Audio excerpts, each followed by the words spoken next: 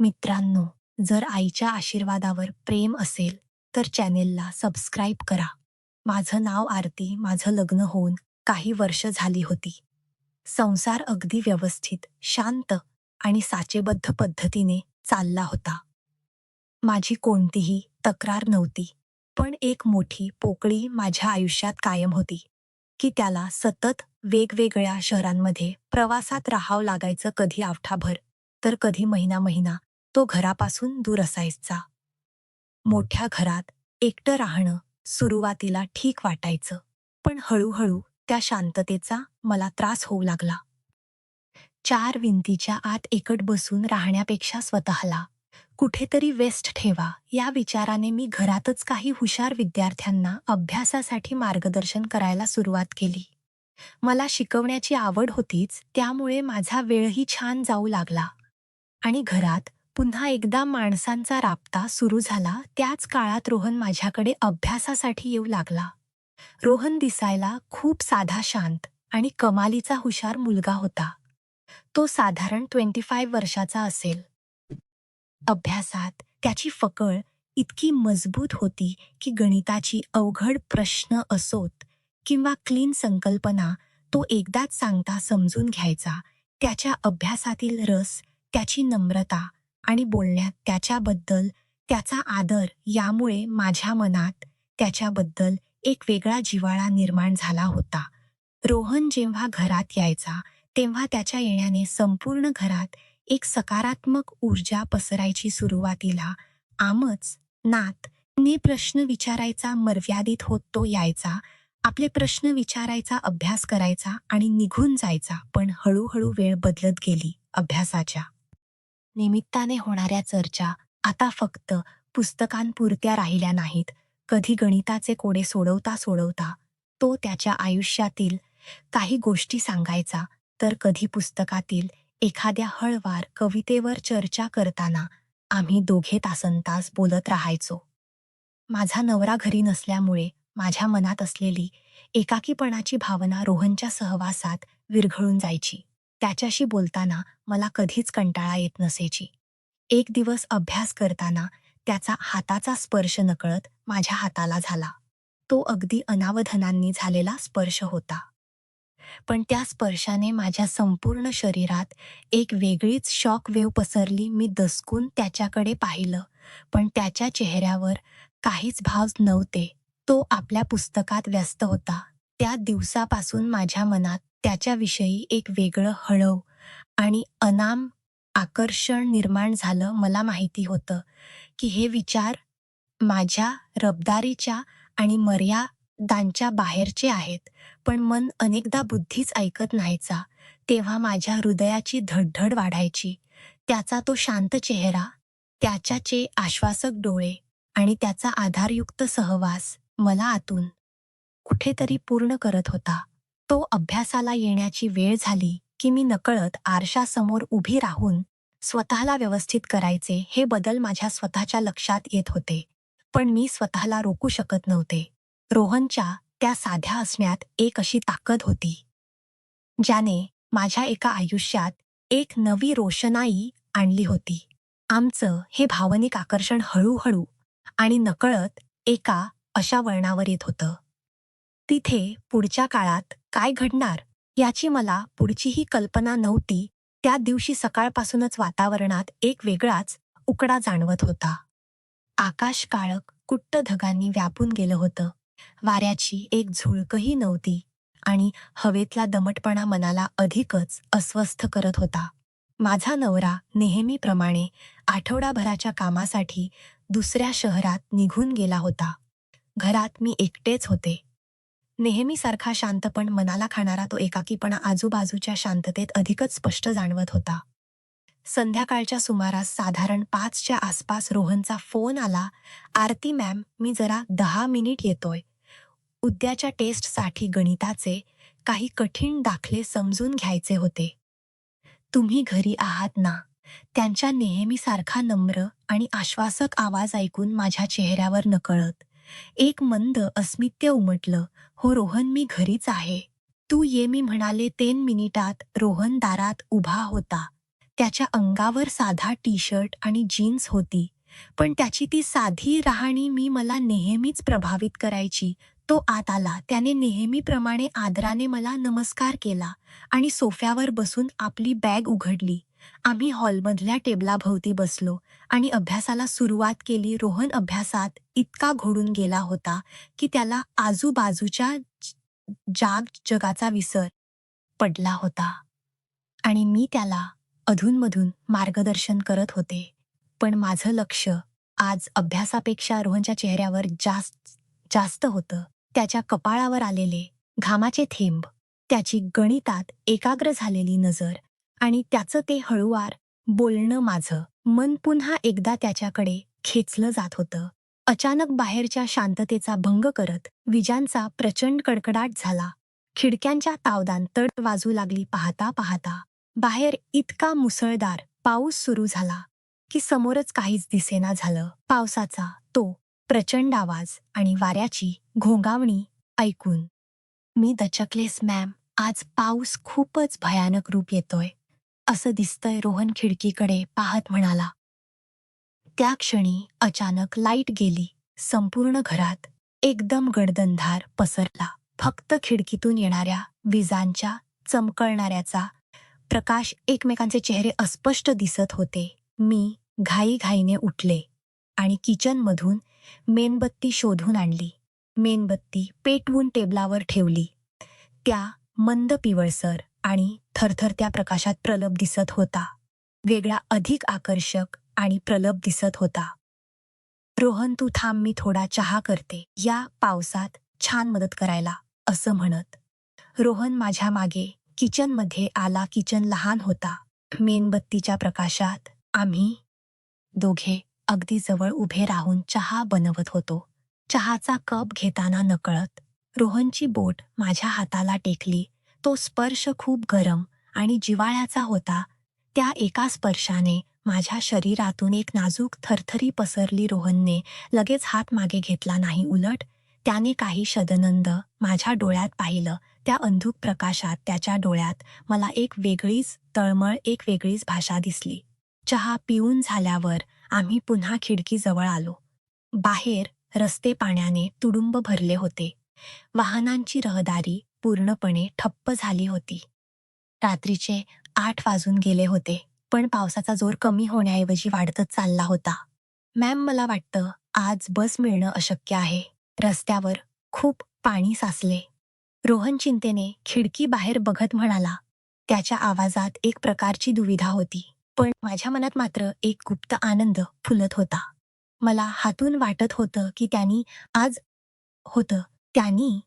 जाऊ नये. रोहन, या भयानक पावसात आणि अंधारात बाहेर रस्ते वाहून चालले आहेत. तो आजची रात्र इथेच थांब.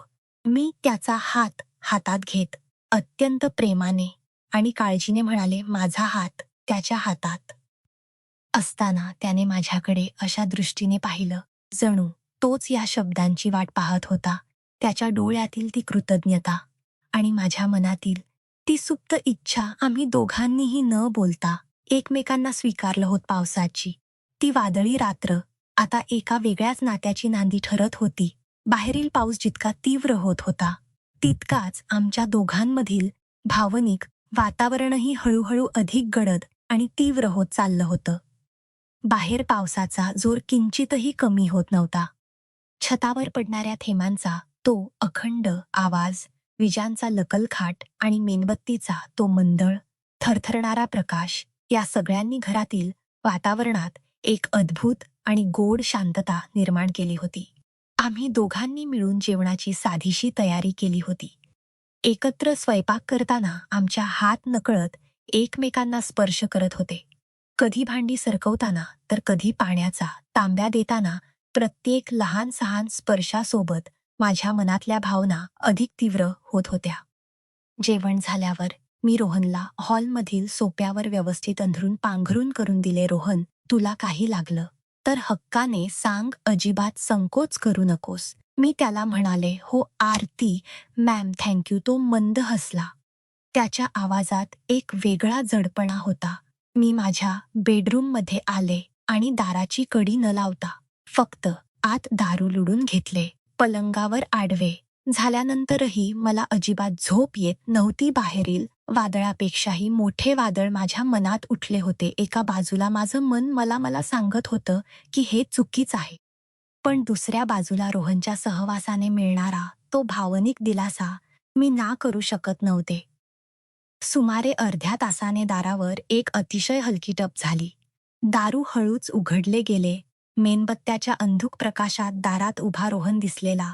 "रोहन, काय झालं? तुला झोप नाही आली का?" मी पलंगावरून उठून बसत विचारले. तो काहीच बोलला नाही. तो हळूहळू चालत माझ्या पलंगाजवळ आला. त्याचा चेहरा नेहमीसारखे शांत होता. त्याच्या डोळ्यात एक वेगळीच तळमळ, पण वेगळीच तीव्रता आणि आतुरता दिसत होती. तो माझ्या अगदी समोर येऊन उभा राहिला. "मॅम, मला हॉलमध्ये अजिबात झोप येत नाहीये. मनावरचा तापा सुटत चाललाय." त्याचा आवाज कमालीचा खोल आणि थरथरणारा होता. "काय बोलतोयस रोहन तू?" मी जरा सावरून विचारले. पण माझ्या हृदयाची धडधड आता स्पष्ट ऐकत होती. रोहनने न सांगता माझा हात स्वतःच्या हातात घेतला. त्याचा स्पर्श प्रचंड उष्ण होता.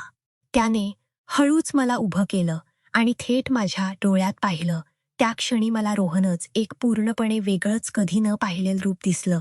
तो आता फक्त एक शांत आणि नम्र विद्यार्थी राहिला नव्हता, तर तो स्वतःच्या भावनांप्रती अत्यंत प्रामाणिक असणारा एक प्रगल्भ पुरुष वाटत होता. "आरती, प्लीज, आज मला रोखू नको." तो अत्यंत आवेगाने आणि हळुवारपणे म्हणाला. "मी बऱ्याच महिन्यांपासून या भावना माझ्या मनात दाबून ठेवल्या आहेत. रोज तुमच्याकडे अभ्यासाला येताना, तुमच्याशी बोलताना मला फक्त एक तुमचा सहवासा वाटायचा. मी फक्त तुमचा विद्यार्थी बनून राहू शकत नाही. आज या पावसात, या एकांतात मला माझं प्रेम व्यक्त करू द्या." त्याचे हे शब्द ऐकून मी स्तब्ध झाले. माझ्या तोंडून एकही शब्द बाहेर पडत नव्हता. त्याने अत्यंत प्रेमाने माझा दुसरा हातही हातात घेतला आणि हळूच मला स्वतःच्या जवळ ओढले. त्याच्या या तीव्र आणि भावने रूपाने मी पूर्णपणे हैराण झाले होते. माझ्या मनात असणारा संकोच, भीती आणि समाजाचा विचार त्या एका क्षणात गळून पडला. रोहनच्या त्या आवेगाने एक असमर्पित प्रेम होतं, ज्याची मी कित्येक वर्षांपासून वाट पाहत होते. त्याने हळूच माझे केस मागे केले आणि माझ्या कपाळावर एक अत्यंत हळुवार उष्णने दीर्घ चुंबन घेतले. त्या एका स्पर्शाने माझ्या संपूर्ण अस्तित्वाला व्यापून टाकले. माझ्या डोळ्यातून नकळत पाण्याचे थेंब आले, पण ते दुःखाचे नव्हते, तर त्या भावनिक तृप्तीचे होते. रोहनने मला अत्यंत नाजूकपणे आणि प्रेमाने कळवले. त्या बंद दाराड पावसाच्या संगीतात आणि मेणबत्तीच्या मंद प्रकाशात आमच्या दोघांमधील शिक्षिका आणि विद्यार्थ्याच्या सर्व बंधने गळून पडली होती. तिथे उरल्या होत्या फक्त दोन व्याकुळ व्यक्ती आणि त्यांच्या परस्परांवरील तीव्र आकर्षण. त्या मंद प्रकाशात आणि पावसाच्या अखंड संगीतात रोहनचा तो आश्वासक आणि प्रेमळ मिठीचा स्पर्श माझ्यासाठी खूप काही सांगून जात होता. ज्या एकाकीपणाने मला इतकी वर्ष पोखरून काढलं होतं, तो एकाकीपणा रोहनच्या त्या हळवार सहवासात कुठे कुठे पळून गेला. त्याने मला अत्यंत अनाजूपणे पलंगावर बसवलं आणि मला स्वतः शेजारी बझे डोळे. त्याने माझे हात प्रेमाने कुरवळले. त्याच्या प्रत्येक स्पर्शात एक वेगळाच आदर, एक अतिशय तीव्र अनुराग आणि भावनिक समर्पण जाणवत होतं. "आरती, मी तुम्हाला कधीच दुखवणार नाही. माझ्या मनात तुमच्याबद्दल असलेलं प्रेम निव्वळ शारीरिक आकर्षण नाही, तर तुमच्या एकाकीपणाला समजून घेणारं माझं मन आहे." रोहन माझे हात हातात घेऊन अतिशय आत्मीयतेने म्हणाला. त्याचे हे शब्द ऐकून माझ्या डोळ्यातून आनंद शिरूर वाहू लागले. मी माझं डोकं त्याच्या छातीवर टेकवलं. त्या क्षणी मला जगातील सर्वात सुरक्षित आणि सुंदर जागा सापडल्याचा भास झाला. बाहेरील वादळाचा आवाज हळूहळू कमी होत होता, पण आमच्या दोघांच्या हृदयात सुरू असलेला तो भावने प्रवाह अधिकच गैरा होत चालला होता. आम्ही दोघेही त्या रात्री तासनतास एकमेकांच्या मिठीमध्ये बसून राहिलो. कधी जुन्या आठवणी बोलत, तर कधी एकमेकांच्या डोळ्यात पाहत. आम्ही रतिरात्र अनुभवली. त्याच्या स्पर्शाने माझ्या संपूर्ण शरीरात आणि मनात एक नवा उत्साह, एक नवी ऊर्जा निर्माण केली होती. त्या बंद दराड, मेणबत्तीच्या अंधूक, आमच्या नात्यातील शिक्षिका आणि विद्यार्थ्याचा सर्व पडदे गळून पडले होते. तिथे फक्त दोन प्रगलंबन एकत्र आली होती, ज्यांनी एकमेकांच्या भावनांना पूर्ण सन्मानाने स्वीकारलं होतं. सकाळचे 5 वाजण्याच्या सुमारास पावसाचा जोर पूर्णपणे ओसरला होता. खिडकीतून हळूहळू तांबड फुटल्याच किरण आत येत होत. लाईट सुद्धा परत आली होती, पण खोलीतील ती मंद शांतता अजूनही तशीच टिकून होती. रोहन माझ्या शेजारी शांतपणे निजला होता. त्याच्या चेहऱ्यावर एक अद्भुत समाधान आणि शांतता दिसत होती. मी मंद हसून त्याच्या कोपळ्यावर हलकासा स्पर्श केला. त्याचे हळूच डोळे उघडले आणि मला पाहून त्याच्या चेहऱ्यावर एक अतिशय गोड आणि लाजलं अस्मित उमटलं.